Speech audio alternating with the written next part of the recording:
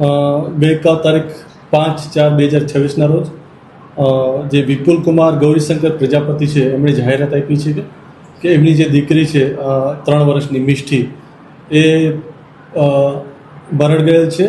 અને જે બાબતે એમને પૂછપરછ કરતાં તેમણે જણાવેલું કે તારીખ 1/4/2026 રોજ સાંજના સમયે તેમણે આઈઓસી રોડ ઉપર આવેલ ઘનશ્યામ ડેરી છે ત્યાંથી ખીરું લીધેલું હતું અને એમાંથી ઢોસા બનાવી અને તેમણે અને તેમના પરિવારે ખાધા હતા. અને બીજા દિવસે બી 2 તારીખે બી એમાંથી જ ખીરું બનાવીને એના ફેમિલીએ ખાધા હતા. અને જેના કારણે ફૂડ પોઈઝનિંગ થવાના કારણે એ લોકોની તબિયત કથળેલી હતી અને આના જ કારણે તેઓ પ્રથમ સામાન્ય સારવાર લીધેલી હતી અને જેનાથી ફરક પડી જતા પછી એમને આગળ દવાખાને ગયેલ નહોતા, પરંતુ તબિયત વધારે ખરાબ થતાં તેઓએ કેડી હોસ્પિટલમાં પણ સારવાર લીધેલી હતી.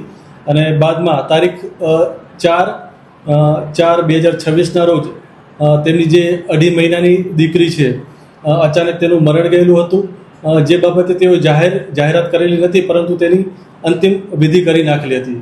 ત્યારબાદ તારીખ 5/4/2026 રોજ જે તેમની 3 વર્ષની દીકરી છે તે સવારે ઉઠેલી અને અચાનક ચક્કર આવતા પડી જતા તેને કેડી હોસ્પિટલ લઈ ગયેલા હતા અને ત્યાં તેને મરણ જાહેર કરેલી હતી. અને આ બાબતે જ્યાં ચાંદખેડા પોલીસ સ્ટેશન ખાતે અકસ્માત મોતનો ગુનો દાખલ કરેલ છે.